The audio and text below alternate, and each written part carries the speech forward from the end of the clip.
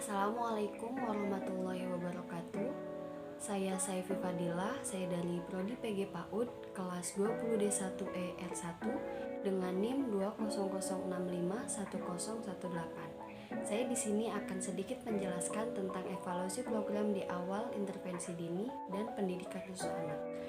Metode kerangka model logika digunakan untuk mengembangkan pemahaman tentang hubungan antara sumber daya program, kegiatan, dan yang diharapkan. Tabel 7.2 Glosarium istilah pengukuran hasil terpilih. Input adalah sumber daya yang digunakan program untuk mencapai tujuan program. Keluaran adalah produk dari kegiatan program seperti jumlah sesi kelas yang disediakan, jumlah kelas pendidikan orang dewasa yang diajarkan, jumlah anak yang disaring atau jumlah anak keluarga yang dilayani. Hasil adalah manfaat bagi peserta selama atau setelah keterlibatan mereka dengan suatu program. Hasil mungkin berhubungan dengan pengetahuan, keterampilan, sikap, nilai, perilaku, kondisi, atau status. Indikator hasil adalah item informasi spesifik yang melacak keberhasilan program berdasarkan hasil. Target hasil adalah tujuan numerik untuk tingkat program pencapaian pada hasil-hasilnya. Tolak ukur adalah data kinerja yang digunakan untuk tujuan perbandingan. Hasil menggunakan representasi visual yang sistematis ini memberikan pemahaman yang lebih jelas kepada pemangku kepentingan tentang bagaimana investasi baik manusia maupun keuangan dapat berkontribusi untuk mencapai tujuan program. Ada 5 komponen model logika dasar. Poin 1, sumber daya. Poin 2, kegiatan program. Poin 3, keluaran langsung. Poin 4, hasil. Poin 5, komponen terakhir dari model logika dasar adalah dampak program atau perubahan mendasar yang terjadi sebagai akibat dari kegiatan program. Kekuatan dan keterbatasan. Pengukuran hasil untuk evaluasi berguna karena 4 alasan. 1. Evaluasi hasil memungkinkan program EI atau ECSE untuk melacak kemajuan mereka sendiri dan mengidentifikasi kemungkinan kelemahan yang memerlukan perbaikan atau fokus tem melacak. 2. Program EI atau ECSE dapat menggunakan informasi hasil untuk mengembangkan anggaran dan membenarkan pengeluaran. 3. Informasi hasil juga dapat digunakan untuk kepentingan publik dalam membangun akuntabilitas pendidikan. 4. Program EI atau ECSE dapat menggunakan ukuran kemajuan untuk mengkomunikasikan keberhasilan program kepada keluarga dan masyarakat. Tesis. Manfaat melakukan evaluasi hasil dari program atau layanan EI atau ECSE meliputi 1. Penguatan layanan yang ada. 2. Menargetkan layanan yang efektif untuk ekspansi. 3. Mengidentifikasi kebutuhan pengembangan profesional. 4. Mengembangkan dan membenarkan anggaran. Dan 5. Mempersiapkan rencana jangka panjang. Keterbatasan dalam menggunakan pendekatan evaluasi hasil meliputi 1. Temuan pengukuran hasil tidak mengungkapkan apakah hasil yang diukur adalah hasil yang benar. 2. Tanpa kontrol eksperimental atau statistik, pengukuran hasil tidak membuktikan bahwa program menyebabkan hasil. 3. Jika evaluasi outcome menunjukkan bahwa peserta tidak merasakan manfaat, mungkin tidak menunjukkan di mana letak masalahnya. 4. Beberapa hasil sulit diukur.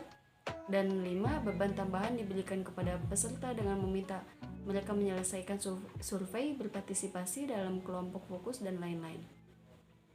Salin di EI atau ECSE, bagian ini akan membagikan dua contoh model logika, PAT dan StarNet, menyediakan layanan yang sangat komprehensif namun berbeda dengan hasil yang serupa. Hasil yang lebih baik untuk anak kecil atau keluarga mereka. Program pertama memberikan dukungan melalui pengunjungan rumah yang kemudian bekerja secara langsung dengan keluarga, sementara program kedua menawarkan pengembangan profesional berkelanjutan untuk keluarga dan penyedia pendidikan dan perawatan awal penting lainnya untuk membantu anak-anak. Visual ini berfungsi sebagai sarana untuk menjelaskan kepada orang lain tentang pentingnya dukungan ini yang sangat rumit namun bernilai tambah dalam peningkatan kehidupan anak-anak dan keluarga mereka. Evaluasi evaluasi partisipatif atau berorientasi konsumen. Metode pendekatan berorientasi konsumen dan partisipatif umumnya melibatkan pengumpulan informasi langsung dari mereka yang dilayani oleh program menggunakan survei, wawancara, observasi, dan penilaian langsung dari siswa, profesional, dan keluarga. Aspek kunci dari pengumpulan data adalah untuk memastikan bahwa konsumen bebas untuk menawarkan persepsi mereka tentang program tanpa konsekuensi. Ini sering melibatkan penggunaan prosedur pengumpulan data anonim atau evaluator pihak ketiga. Dalam evaluasi partisipatif, pemangku kepentingan dapat dilibatkan dalam memilih metode, merancang instrumen, serta mengumpulkan dan melaporkan data. Kekuatan dan keterbatasan. Salah satu kekuatan pendekatan berorientasi konsumen adalah fokusnya yang unik pada kebutuhan informasi konsumen. Sebagian besar pendekatan evaluasi berfokus pada kebutuhan dan harapan mereka yang merancang atau mengelola program, bukan mereka yang mengonsumsi produk yang dinilai. Pendekatan ini selaras dengan filosofi praktik yang berpusat pada keluarga dan keterlibatan konsumen dalam penyediaan layanan EI atau ECSE. Pendekatan yang berorientasi pada konsumen dan partisipatif juga membangun kapasitas dan memberdayakan konsumen untuk berperan aktif dalam mempromosikan layanan yang berkualitas. Keterbatasan pendekatan berorientasi konsumen termasuk biaya tambahan untuk program dan atau peserta, waktu, uang dalam pengembangan dan pelaksanaan evaluasi. Setiap negara bagian adalah rumah bagi setidaknya satu pusat pelatihan dan informasi orang tua. Pusat-pusat ini melayani keluarga, anak-anak, dan dewasa muda sejak lahir hingga usia 22 tahun dengan semua kecacatan fisik, kognitif, emosional, dan pembelajaran. Mereka membantu keluarga-keluarga memperoleh pendidikan dan layanan yang layak bagi anak-anak penyandang disabilitas. Mereka bekerja untuk meningkatkan hasil pendidikan bagi semua anak, melatih dan menginformasikan orang tua dan profesional tentang berbagai topik, menyelesaikan masalah antara keluarga dan sekolah atau lembaga lain, dan menghubungkan anak-anak penyandang disabilitas dengan sumber daya komunitas yang memenuhi kebutuhan mereka.